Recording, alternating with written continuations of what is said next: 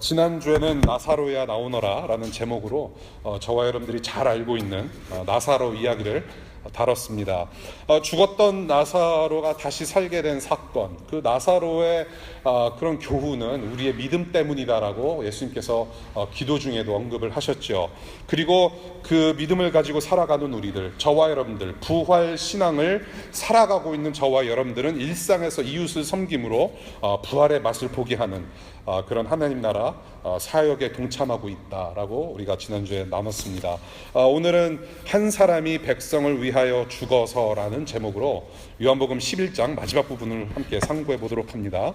여러분들 성경책 가지고 계신 분들 11장 45절부터 57절까지의 말씀 우리 함께 보도록 할게요. 요한복음 11장 45절부터 57절까지의 말씀입니다. 저희 교회 설교 시간은 성경책을 펴놓지 않으면 도무지 따라갈 수 없는 그런 구조로 되어 있습니다. 여러분들 꼭 성경책 읽으시면서 눈으로 따라오시면서 귀로는 들으시기를 바랍니다. 요한복음 11장 45절부터 57절까지의 말씀 제가 읽겠습니다. 마리아에게 왔다가 예수께서 하신 일을 본 유대 사람들 가운데서 많은 사람이 예수를 믿게 되었다. 그러나 그 가운데 몇몇 사람은 바리새파 사람들에게 가서 예수가 하신 일을 그들에게 알렸다. 그래서 대제사장들과 바리새파 사람들은 공의회를 소집하여 말하였다.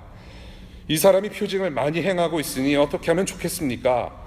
이 사람을 그대로 두면 모두 그를 믿게 될 것이요, 그렇게 되면 로마 사람들이 와서 우리의 땅과 민족을 약탈할 것입니다.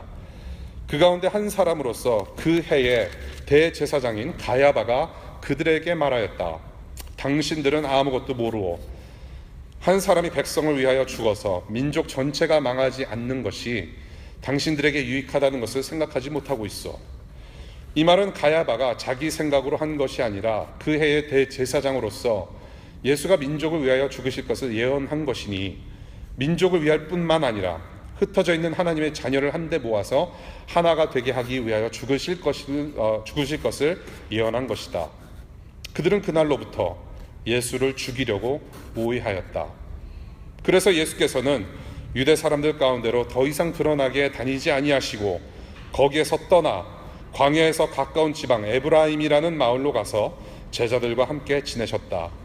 유대 사람들의 유월절이 가까이 다가오니 많은 사람이 자기의 몸을 성결하게 하려고 유월절 전에 시골에서 예루살렘으로 올라왔다. 그들은 예수를 찾다가 성전 뜰에 서서 서로 말하였다. 당신들은 어떻게 생각합니까? 그가 명절을 지키러 오지 않겠습니까?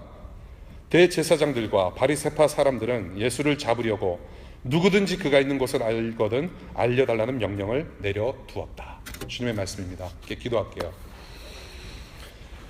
하나님 아버지,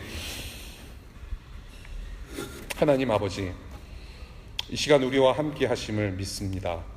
그 믿음이 흐트러지지 않도록 우리의 잡념을 모두 걷어가 주시고 성령 하나님 가득 채워주셔서 우리의 우상들 모두 태워주시고 오직 하나님만 생각하고 하나님만 사랑하는 그런 우리 모두가 될 수 있기를 간절히 기도합니다. 하나님, 이 시간 오늘 주신 말씀을 가지고 우리가 말씀을 나누면서 생각하면서 꼭 우리가 들어야 할 말씀만이 선포되어질 수 있도록 인도하여 주시고, 우리를 향하신 그 주님의 마음, 이 타락한 피조물들을 향한 그 주님의 마음을 깨달아 알고 그 주님, 전능하신 창조자 하나님 바라볼 수 있는 이 예배의 시간 될 수 있도록 주님 인도해 주시기를 기도합니다. 하나님, 우리는 둔탁하고 어둡고 어둔합니다. 그래서 성령 하나님의 도우심이 없이는 우리는 주님의 말씀을 잘 깨달아 알 수가 없습니다. 주님 도우심을 간절히 구합니다. 예수님 이름으로 기도합니다. 아멘. 한 사냥꾼이 있었습니다. 사냥꾼이 저렇게 독수리를 잡으려고 총을 겨누면서 독수리를 응시하고 있습니다. 그런데 독수리는 자신이 죽을 줄도 모르고 어딘가를 노려보고 있습니다. 어디를 노려봤을까요? 독수리는 뱀을 잡으려고 노려보고 있습니다. 사냥꾼이 뱀을 쳐다보았더니 뱀도 어딘가를 노려보는데 뱀은 개구리를 노려보고 있습니다. 그래서 개구리도 마찬가지로 뭔가를 노려보고 있는 것을 목격합니다. 개구리는 무엇을 봤을까요? 무당벌레를 잡아먹으려고 노려보고 있습니다. 그래서 무당벌레도 이렇게 사냥꾼이 보아하니 뭔가를 노려보고 있는데 바로 무당벌레는 진딧물을 노려보고 있었던 것이죠. 사냥꾼은 그 먹이 사슬을 보다가 그 순간에 혹시 누가 나를 잡아먹으려고 노려보는 것은 아닐까 섬찟했습니다. 그러면서 소름이 돋아서 슬그머니 총을 내려놓고 뒤를 쳐다보니까 화들짝 사냥꾼의 아내가 노려보고 있는 것이죠. 나름 이거 하려고 노력 많이 했습니다. 어젯밤에 사진도 찍고. 아내가 제일 무서워요, 이 세상에서. 이 세상의 먹이 사슬, 오늘 정말로 우리 용주 씨께서 기도 너무 잘해 주셨어요. 억압하는 사회, 억압하는 세상, 억압받는 세상, 이 먹이 사슬 안에 얽혀진 우리의 삶, 이 세상의 먹이 사슬 끝에는 사실은 아내가 아니라 죽음이죠. 먹이 사슬의 끝은 죽음입니다. 이 죽음이라는 것은 저와 여러분들이 우리가 억압하는 사람이든지 억압을 받는 사람이든지 먹이 사슬의 어떤 위치에 있든지 간에 이 죽음은 피할 수가 없습니다. 제 아무리 힘이 세도 이 죽음이라는 것은 우리가 피할 수가 없죠. 그 죽음의 사슬, 이 세상에 얽혀진 먹이 사슬이라는 저주를 깨부신 분이 바로 예수 그리스도시죠. 예수 그리스도. 그 사슬, 이 저주의 사슬을 깨트리기 위해서는 예수라는 한 사람이 그 사슬로 인해서 희생되셨어야 됐습니다. 오늘 본문, 예수께서 세상 권력의 먹이 사슬 안에서 서서히 희생양이 되어 가시는 그 과정을 그려내고 있습니다. 본문으로 우리가 얻고 가야 하는 것이 무엇인지, 이게 단순히 나사로 이야기, 나사로가 죽었다가 살아난 이야기, 그래서 하나님, 우리 예수 그리스도는 힘이 있으신 전능하신 하나님이다, 과연 그것만 우리가 깨우치고 갈 것인가? 만약에 그것이 우리에게 주신 인텐션, 어떤 하나님의 인텐디드 메시지라고 했다면 지난주에 나사로 얘기 한 번에 다 끝낼 수 있었다라는 것이죠. 오늘 과연 나사로 이야기를 우리가 매듭지면서 우리에게 주시는 메시지가 무엇인지 우리 45절부터 한번 살펴봤으면 좋겠어요. 45절부터 48절까지의 내용을 봅니다. 이 죽었던 나사로가 예수의 말씀 한마디로 다시 살게 되어서 무덤 밖으로 나온 엄청난 사건, 이 사건을 목격한 사람들이 믿게 되었다라고 이야기를 합니다. 여기서 믿게 되었다라는 말은 예수를 믿는 온전한 믿음을 갖게 된 사람들도 있는가 하면, 그 반면에 요한복음에서도 가끔씩 반복해서 나오는 표현이지만은 진정한 믿음을 소유했다기보다는 어느 정도의 지적인 동의, 지적으로 동의한다, 그리고 참된 믿음을 향해서 꿈틀거리는 정도라고 보는 것이 맞다라는 얘기입니다. 이런 믿음, 46절에 이렇게 믿었다고 하는 사람들 중에 온전한 믿음이 없는 사람들 몇몇이 그 당시 권력층인 바리새인들에게 가서 예수의 기적 사건을 보고하는 내용을 보게 됩니다. 당시 권력층인 바리새인들에게 가서 예수의 기적 사건을 이야기를 했다. 이 엄청난 사건을 다른 이웃들, 다른 사람들이 아니라 권력층에게 가서 증거했다라는 것은 권력층의 눈밖에 나 있던 예수에게는 엄청나게 위험한 처사였기 때문에 저는 좋은 의도로 가서 말을 했다라고 볼 수 없습니다. 저는 그렇게 생각을 해요. 이 이야기를 듣고 대제사장들과 바리새파인들이 그 당시 유대인들의 어떤 엄청난 권력기관 산헤드린이라고 하는 공회의를 소집하게 됩니다.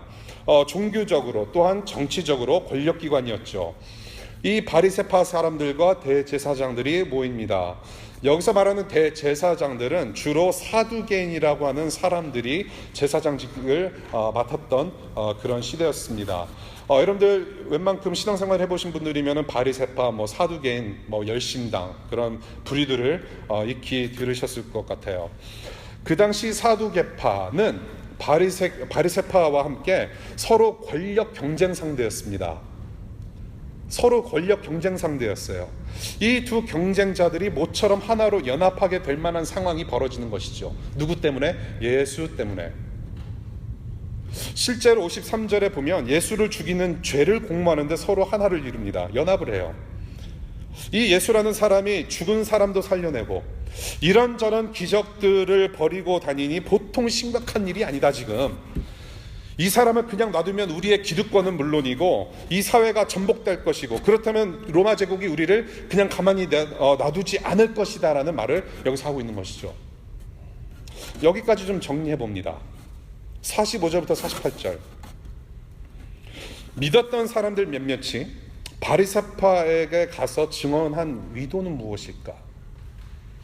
대제사장들과 바리새파인 권력층이 모여서 회의한 의도는 무엇일까? 이 상황을 큰 그림으로 펼쳐보면 저는 이 상황을 어떻게 표현하고 싶냐면요, 떡의 전쟁이다. 밥그릇 싸움이 일어났다. 먹이 사슬로 얽혀진 이 세상의 축소판을 보여주는 것이 아닌가, 저는 그렇게 해석하고 싶어요. 이것은 단순히 어떤 예수님을 어떻게 죽여야 되는가라는 회의가 아니라 이것은 이 세상의 축소판, 먹이 사슬로 얽혀진 축소판을 갖다 놓은 본문이라고 저는 봐요. 예를 들겠습니다. 예수를 믿는 온전한 믿음이 없었던 자들이 자기들을 통치하는 권력자들에게 갑니다. 왜 권력자들에게 갔을까요? 권력자들이 두려운 것이죠.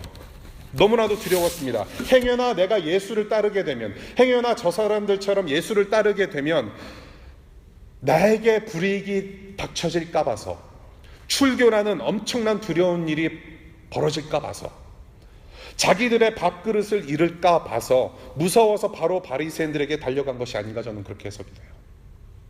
또 다른 예로 이 권력층은 어떻습니까? 이 바리새파와 사두개인, 이 대제사장이라고 하는 사람들의 태도를 한번 보겠습니다. 그 권력층 역시 자기 밥그릇 유지하기 위해서 발버둥 치는 모습을 보죠.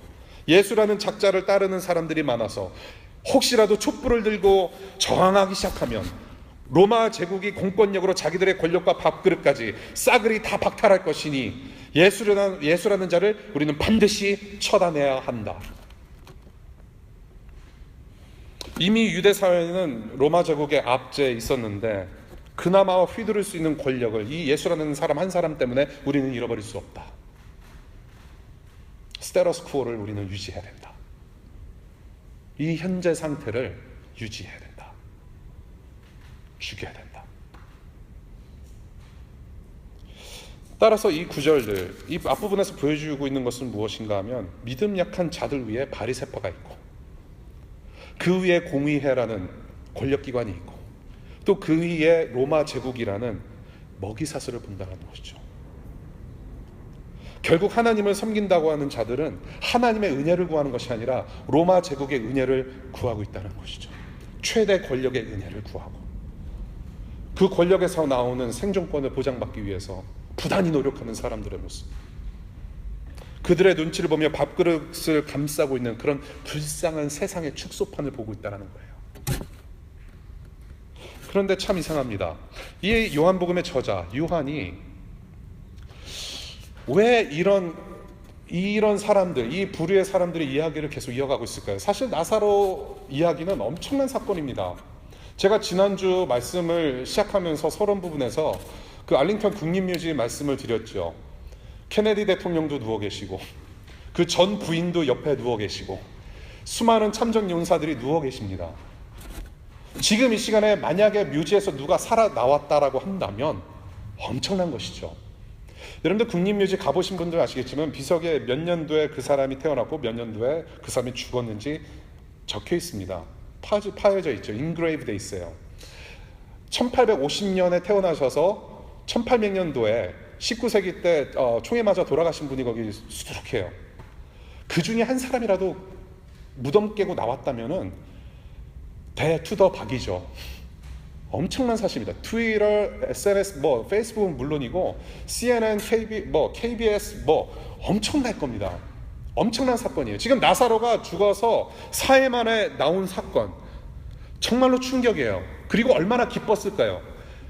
수많은 사람들이 그 사실을 목격하고 얼마나 떠들었을까요? 그런데 재미난 것은 뭐냐면 이 충격적이고 감격적인 일을 요한 저자는 기록하고 있질 않아요. 참 재밌어요.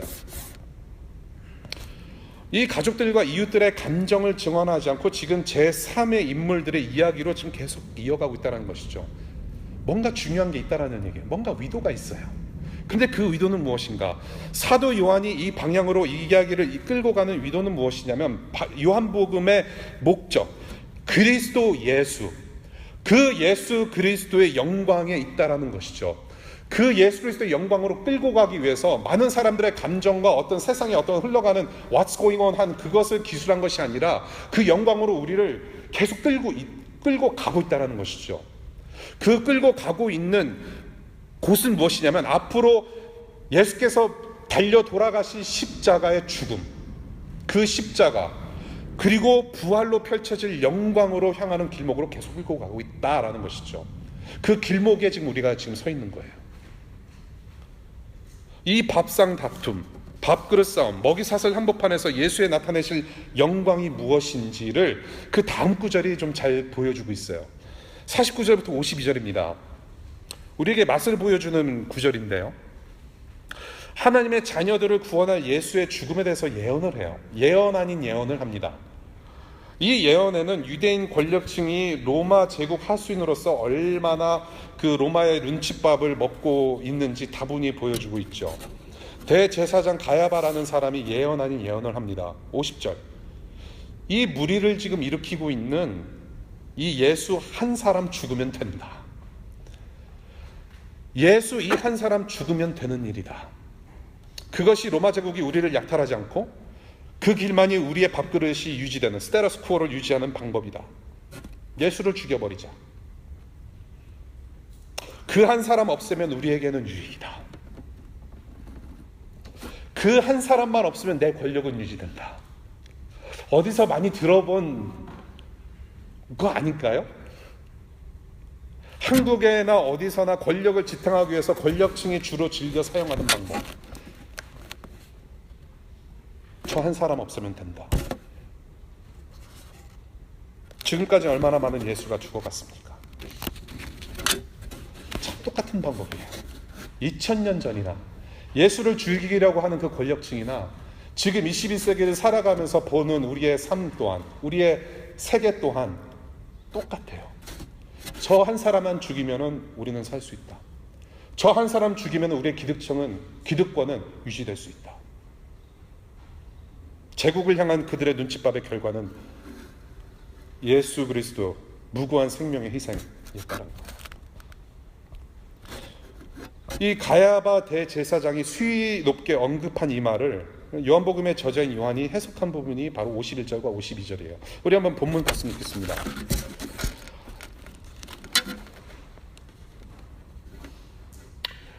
50절부터 볼게요. 가야바가 이런 말을 해요. 한 사람이 백성을 위하여 죽어서 민족 전체가 망하지 않는 것이 당신들에게 유익하다는 것을 생각하지 못하고 있어? 가야바의 주장입니다. 예수 죽여버려야 된다. 우리는 다 살 수 있다. 살 수 있다. 이 말은 하면서 따옴표가 없어지고 51절과 52절 이 말을 해석을 합니다. 사도 요한이 해석을 하는데 이런 말을 해요. 가야바가 자기 생각으로 한 것이 아니라 그의 대제사장으로서 예언한 것인데 어떤 예언이냐? 예수가 민족을 위하여 죽으실 것을 예언한 것이니 민족을 위할 뿐만 아니라, 여기서 말하는 민족은 이스라엘 민족이에요. 그 당시 억압받던, 로마 제국에 억압받던 이스라엘 유대 민족을 얘기를 하는 것이죠. 유대 민족뿐만이 아니라 흩어져 있는 하나님의 자녀를 한데 모아서 하나가 되게 하기 위하여 죽을 것을 예언한 것이다. 이것은 뭐냐면 50절에 가야바가 이 사람 죽여야 된다라고 한 말을 가지고 사도 요한이 나름대로 해석한 거예요. 나중에 그 말을, 이 가야바가 한 말, 예수를 죽이자고 한 말을 생각해 보니까 이것은 예언 같다라는 얘기를 하는 거예요. 이것이 굉장히 중요합니다. 이 부분을 잘 이해를 하셔야 돼요. 이 가야바는 구약의 선지자들처럼 하나님의 어떤 특별한 지시에 따라서 예수의 죽음과 그 의도를 정확히 알고서 예언한 것이 아니라, 가야바가 한 이 말이 나중에 십자가에서 성취가 되기 때문에, 이루어질 일이기 때문에 예언이라고 나중에 나름대로 요한이 해석해서 이야기를 한 것이에요. 그렇게 붙인 거예요. 예언이라고. 가야바가 생각했던 죽음은 모두의 밥줄 유지를 위한 정치적인 죽음으로 이야기를 한 것인데, 지금 요한이 말하려고 하는 죽음은 무엇이냐면 하나님의 자녀들의 구원을 위한 영적인 측면에서 죽음을 다루고 있어요. 이 죽음이 나중에 진짜로 일어난 사건이니까 이 부분은 예언이라고 이렇게 표현을 한 거예요. 구원을 위한 죽음, 그것이었다. 요한이 예언이라고 부르는 이 말, 이 50절에 이 가야바가 한 말 안에 가야바의 입장이 있고 요한이 성령의 감동으로 해석하는 입장이 들어간 거예요. 그래서 제가 예언 아닌 예언이라고 제가 말씀드린 거예요. 가야바는 지금 정치적으로만 생각하고 그 퍼스펙티브로, 그 차원에서만 얘기를 했는데, 예수 그리스도의 십자가 죽음과 부활을 경험한 사도 요한은 이것은 예언이었다. 이 한 사람으로 죽음으로 말미암아 유대 민족의 정서적인 안정은 물론이고, 가야바가 원했던 것처럼 이 한 사람의 죽음으로 말미암아 우리는 하나님 나라 백성이 되는 구원을 얻게 되었구나라고 얘기를 하는 거예요. 여기서 말하는 예수 그리스도의 죽음, 어떤 죽음인가? 단순히 이스라엘 민족을 로마의 압제에서 지켜내기 위한 권력층으로부터의 정치적인 죽음으로 보여질 수는 있지만은, 실은 이 민족뿐만이 아니라 흩어져 있는 하나님의 자녀들, 여기서 말하는 흩어져 있는 하나님의 자녀들을 한데 모은다라는 것은 바로 교회를 말합니다. 교회라는 것은 그냥 우리가 예배하러 모이는 그런 어떤 건물, 장소가 아니라 이것은 예수 그리스도의 보혈로 씻김받은 자녀들의 공동체, 그것을 교회라고 부르는 것이죠. 그렇게 교회를 한데로 모으겠다. 하나님의 자녀들, 하나님 나라 백성들을 한데로 모으겠다. 누가? 예수 그리스도가. 어떻게? 십자가 죄사함으로 말미암아 그 죽음의 희생을 통해서 다 하나님의 자녀들을 모으겠다. 그렇게 하나로 모이게 하시려는 죽음이라고 요한이 증거를 하는 것이죠. 하나님의 백성을 영원토록 살려내시려는 구원 사역을 위하여 이 땅에 내려오신 예수님의 목적, 바로 십자가에서 성취되는 것이다. 세상의 악함을 이용하셔서 선한 뜻을 이루시려는 그 하나님의 계획, 정말로 이해할 수가 없어요. 그래서 이것을 우리를 구원하시는 하나님의 지혜라고 부릅니다. 우리가 이해할 수 없고 감당할 수 없는 그 하나님의 계획, 그 지혜, 그리고 그 사랑. 이 지혜, 이 사랑은 복음서뿐만 아니라 성경 전체에서 말씀하고 계시는 하나님의 아들의 죽음입니다. 이것이 바로 사람 살리는 복음의 핵심이죠. 예수 그리스도의 죽음. 한 사람이 죽어서 여러 사람이 살게 되는 이 복음의 절정, 핵심.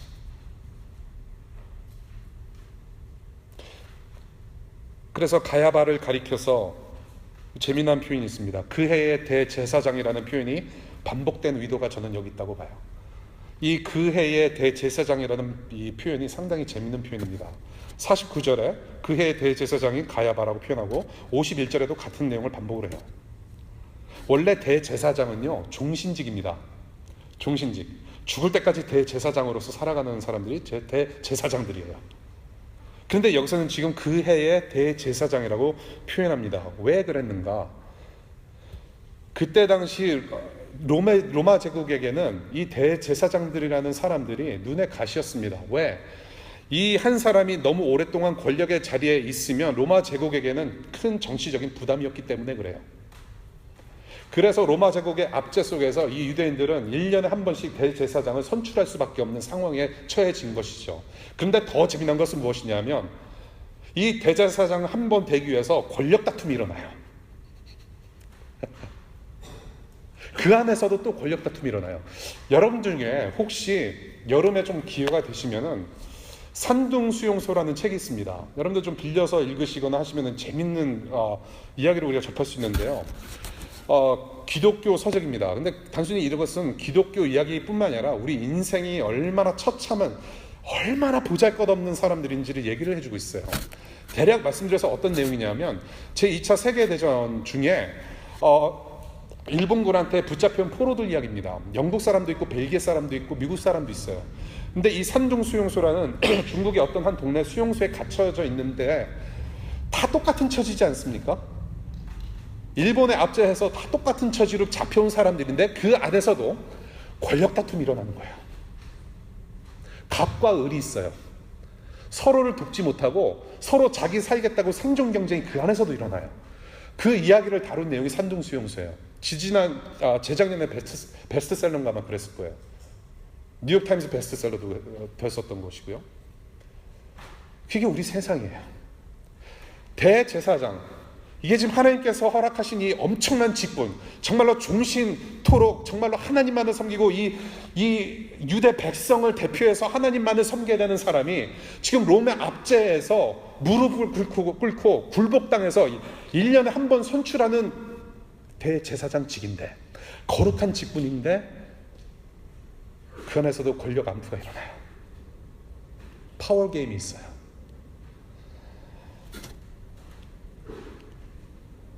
인간 대표인 대제사장은 세상의 권력과 욕심에 밀려 임시적인 자리에 불과하지만은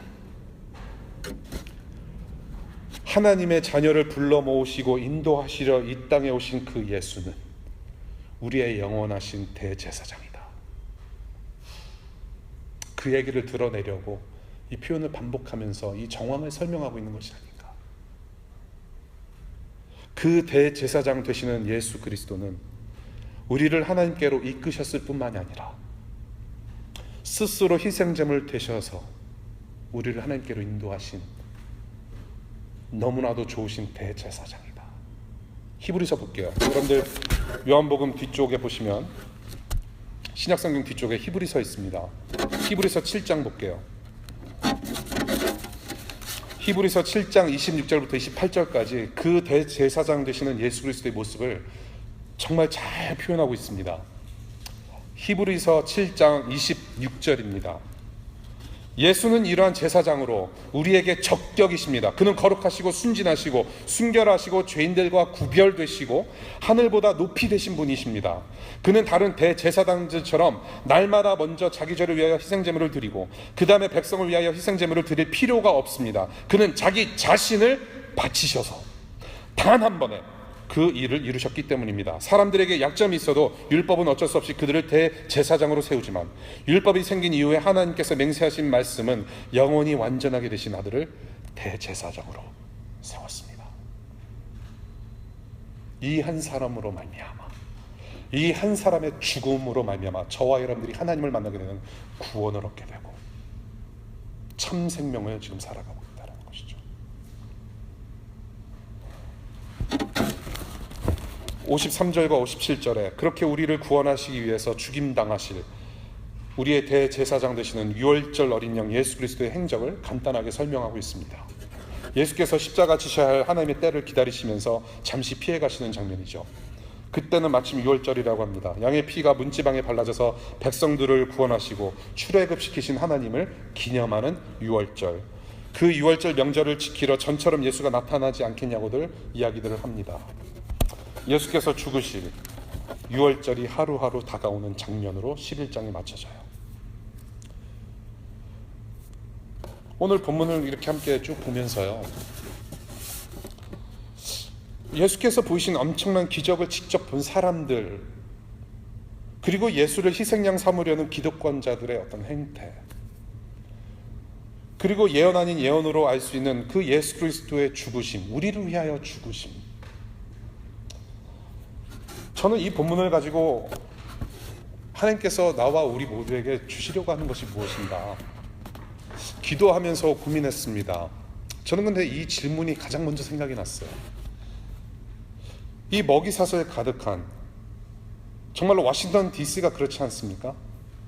권력의 암투가 벌어지는 곳, 여러분들도 이 경쟁상 사회에서 어떻게 해서든지 좀 살아보려고 하는 발버둥을 지금 치고 있잖아요.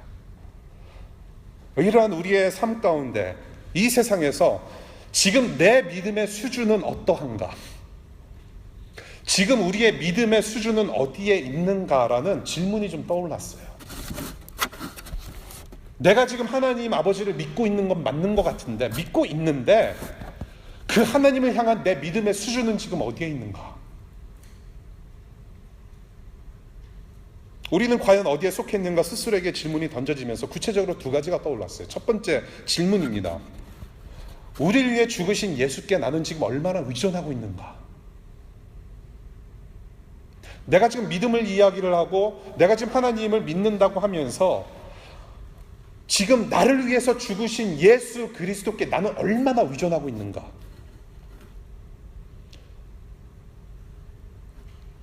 한 사람이 백성을 위하여 죽어서 이 세상 권력층들의 어떤 정치적 희생양으로 죽으신 분이지만 더 나아가서 하나님의 자녀들을 위해서 죄를 대신 뒤집어 쓰시고 십자가에 매달려 죽으신 예수 그리스도이신데 나를 위해서 죽으신 분이신데 나를 위해서 100%다 꺼내주신 분이신데 나는 그만큼 전적으로 의존하고 있는가? 하나님의 자녀, 하나님 자녀인 우리를 이 세상 먹이사슬의 저주에서 끊어내시려고 땀과 눈물과 고난과 고통과 죽음까지 다 내어주시고 하늘나라로 인도해 주신 그 예수 그리스도, 나는 그분께 얼마나 더 드리고 있는가? 그 예수를 나는 얼마나 의존하고 있으며 나는 그 예수님을 얼마나 생각하며 살아가고 있는가? 나를 위해서 100% 내어주신 그 예수님, 나는 100%를 그분께 다 드리고 있는가? 죽었던 나사로가 무덤에서 살아나오는 기적과 여러 기적을 직접 목격했음에도 불구하고 온전한 믿음을 가지지 못했던 자들, 그리고 그 예수의 죽음을 모의했던 종교 지도자 권력층들, 그들은 하나님을 믿는다고 하면서도 예수님을 알아보지 못하고 자기들의 메시아를 알아보지 못함으로 결국 모두가 다 같은 수준의 사람들이었다는 거예요. 그들은 예수를 대적하는데 모두 하나였습니다.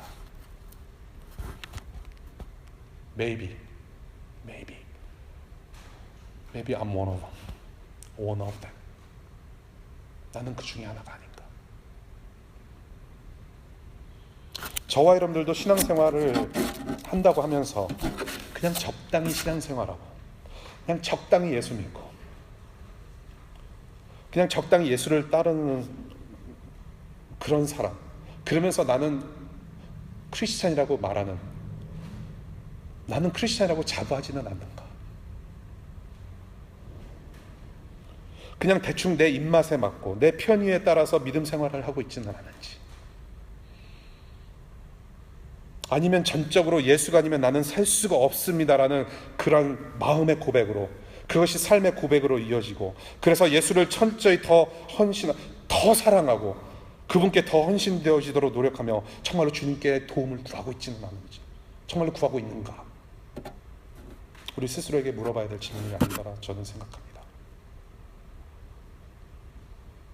정말로 기독교인이라고 예수 믿는 자라고 하면서 정말로 우리는 그렇게 살아가고 있습니까? 주중에는 정말로 이 사람이 정말로 예수를 믿는 사람인지 예수를 안 믿는 사람인지 이슬람인지 부디스트인지 무신론자인지, 이게 이순신 신앙이라고 하잖아요. 내가 예수 믿는 거 아무한테도 알리지 마라. 도대체 어떤 신앙으로 살아가고 있는지 도무지 알 수 없는 신앙생활의 모습으로 살아가면서 주일날에 이렇게 예배 와가지고 주일날 배고픈 12시 반에 예배 와서 예배를 드리고 있는 것이 정말로 진정한 그리스도의 삶을 살아간다고 말을 할 수가 있겠는가라는 거예요. 저는 그 질문을 좀 자문해보고 싶어요. 저는 오히려 오늘 본문을 보면서 이 사람들의 작태를 보면서 예수를 적당히 믿는 것조차도 예수를 대적할 수 있는 빌미를 제공할 수 있다고 저는 생각합니다. 정말로 철저하게 우리가 예수로 가득 차지 않으면 우리는 예수를 적다는 사람이 될 수밖에 없다. Even though we claim ourselves Christians. 저는 그 질문 드리고 싶어요. 두 번째 질문. 그래서 나는 남에게 해를 끼치는 신앙을 살아가고 있지는 않은지, 남에게 해 끼치는 신앙이 아닌지 돌아켜 봐야 된다고 생각을 해요. 철저한 믿음이 아니면 우리를 구원하시려 모든 것을 다 내어주신 주님을 전적으로 의존하고자 하는 마음이 아니면 그 가운데 몇몇 사람들이라고 표현하잖아요. 그 가운데 몇몇 사람들이 되어서 세상 권력과 결탁하여 예수와 그의 백성들을 대적하는 대열에 쉽게 말려들 수밖에 없다라는 생각이 들어요. 철저한 믿음이 아니면. 예수님만을 온전히 전적으로 의존하고자 하는 마음이 없다면 이 세상에서 유혹하는 모든 세상 권력의 가치들, 세상의 가치들, 여러분들을 집어삼키려고 하는 그 권력 앞에 여러분들은 쉽게 무너질 수밖에 없다는 생각입니다. 지금도 한국이나 미국을 보십시오. 소위 말하는 교계 지도자들과 자칭 기독교인들이라고 하는 사람들이 예수님의 이름을 내세우면서 세상 권력에 동조하며 얼마나 많은 사람들을 핍박하고 있습니까? 크리스천들이라고 하면서 이상가족을 만드는 세상. Undocumented immigrants. 예수 그리스도를 믿는다고 하면서 그 예수 그리스도의 이름을 앞세우면서 온갖 할 수 있는 갑질은 다 하는, 어쩌면은 21세기 십자군 운동이 다시 시작됐는지도 몰라요. 한국도 마찬가지죠. 로마 제국의 인정을 받고 제국의 은혜를 구하는 자들과 지금 미국과 한국 정부로부터 인정받아서 그 영향력을 행사하려고 하는 그들의 모습과 뭔가 다르겠는가? 나의 현재 신앙, 오히려 남에게 해를 끼치는 신앙은 아닌지, 나로 인해서 교회 예배에 나오고 싶어도 못 오는 친구가 있지는 않은지, 예수 믿는다고 하면서 나 때문에, 나의 모습 때문에, 나의 언행 때문에 다른 사람들의 믿음의 길이 막히고 있지는 않은지,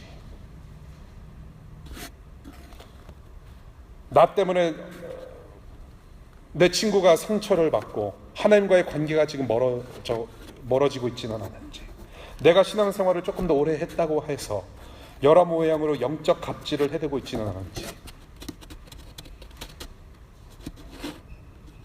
내 자신과 주위를 둘러보아서 스스로 점검해 볼 필요가 있다는 것이죠.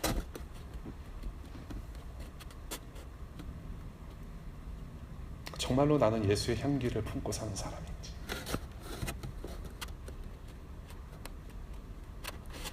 시험에 들게 하지 마옵시고 다만 악에서 구하옵소서. 우리 예수님께서 우리에게 가르쳐 주신 기도예요. 우리는 예수님의 죽으심과 부활로 죄가 사해져서 하나님의 자녀가 되는 구원을 누리고 사는 사람들입니다. 부활의 사람들로서 이 세상을 생활해서 소망의 빛으로 살아가는 사람들입니다. 세상 권력에 합세하여 내 밥그릇 챙겨 먹기 위해서 찌질하게 살아가는 사람들이 아니란 말씀입니다. 시험에 들지 말게 하옵시고 다만 악에서 구하옵소서. 그 기도를 살아가는 사람들이에요.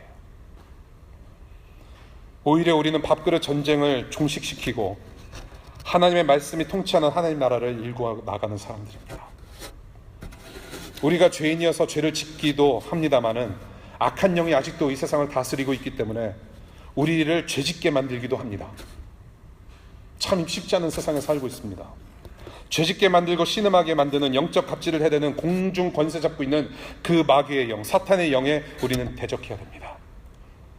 우리는 그 영향권 안에서 신음하고 죽어가는 세상을 일으켜 세우는 일을 감당해야 합니다. 그것이 우리의 미션입니다. 이 세상 가치로 깊게 물든 그 악습을 고쳐나가는 일, 우는 자들과 함께 울며 어깨를 나란히 하고 악한 권력에 저항하는 일, 신음하는 자들을 섬기는 일, 어둠의 권세라는 돌에 눌려있고 갇혀있는 자들을 그들에게 손을 내밀어서 부활의 소망을 맛보게 하는 일. 저는 지난주 쭉 우리 DC 우리 교우님들 여러분들을 보면서 이 DC 안에서 돌아가고 있는 일들을 보면서 몇 가지 결심한 게 있어요. 저는 내년에 졸업식 때면은 아침에 오전 예배 신설하자. 저 한간에 그런 얘기를 듣어요. 왜 DC 안에 졸업식은 왜 주일날 하는가?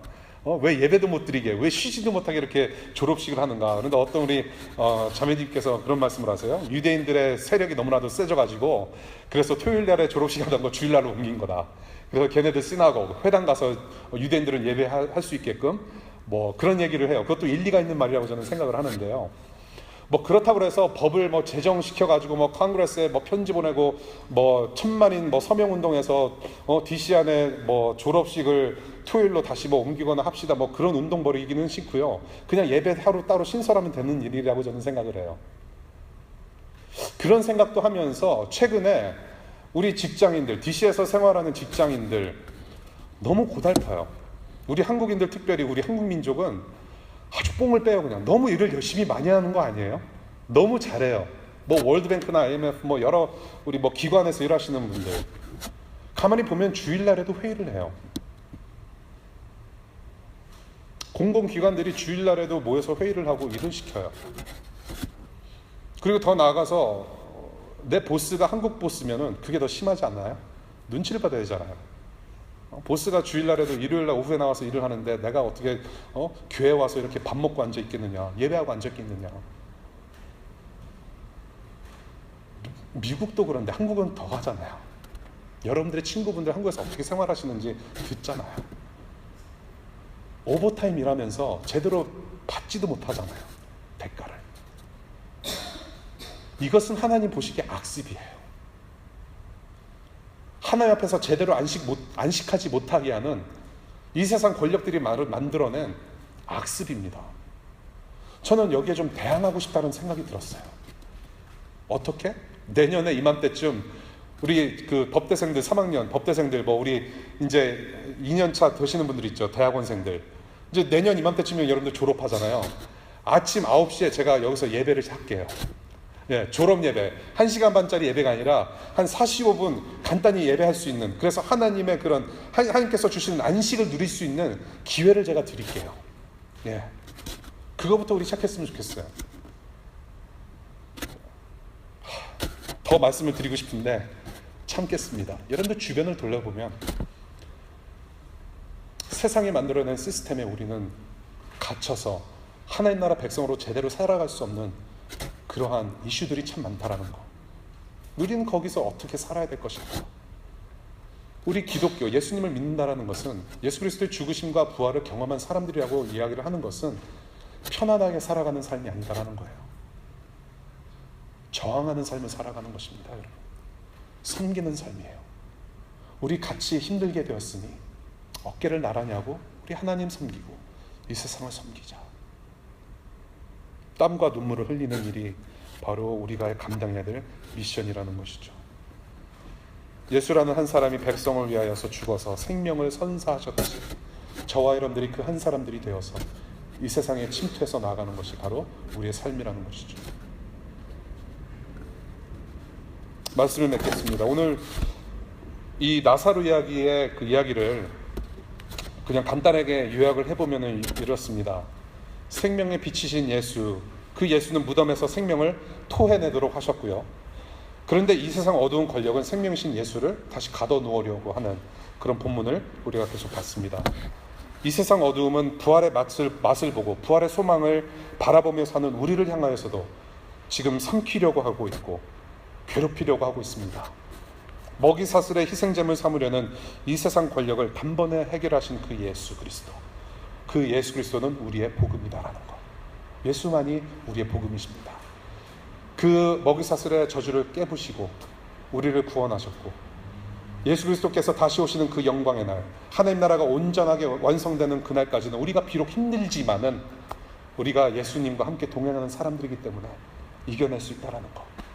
그 소망을 가지고 우리는 하루하루 살아가는 것이죠. 하나님 나라, 하나님 나라. 우리가 늘 이렇게 얘기를 하고 노래를 부르는 그 하나님 나라는 어떤 나라일까요? 우리가 말로 표현할 수 없는 아름다운 나라입니다. 이 세상 같지가 않아요. 갑과 을이 없습니다. 눈물과 죽음이 없어요. 병이 없어요.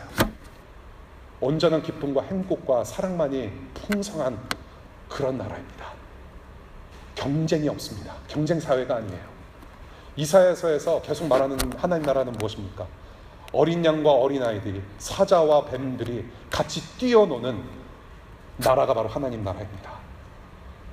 그 하나님 나라를 여러분들 상상하면 상상할수록 여러분들의 신앙에 도움이 돼요. 아, 내가 지금 이 워싱턴 DC 벨트웨이 안에 이렇게 갇혀져 사는 이런 존재가 아니구나. 내가 비록 이 DC에서 이렇게 열심히 공부하고 살아가고 있지만은, 힘들게 살아가고 있지만은, 이 세상 경쟁 사회 속에서 내가 살아남으려고 발버둥 치지만은 나의 궁극적인 목표는, 비전은 무엇이냐면 이 하나님 나라이구나. 그것을 붙들고 달려가는 여러분들 되시기를 바랍니다. 예, 저는 그렇게 축복합니다. 예수께서 부활하셨어요. 지금 살아계십니다. 그 부활의 신앙을 가지고 매일 죽고 매일 다시 살며 그 하나님 나라 만끽하는 여러분들 되시기를 축복합니다. 기도할게요.